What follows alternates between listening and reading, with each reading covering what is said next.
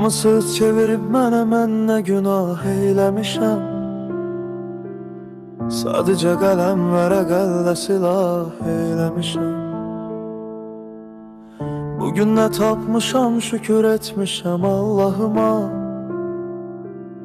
Yemişəm, dolanmışam, səhəri sabah eyləmişəm.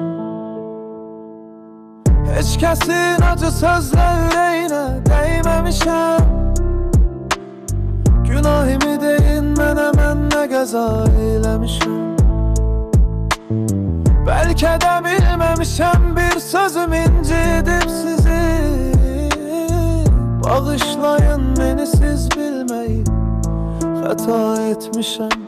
Halalaşın, ölüm itim zamanıdır bilin. Yalvarıb tək Allaha, ona pənah eyləmişəm.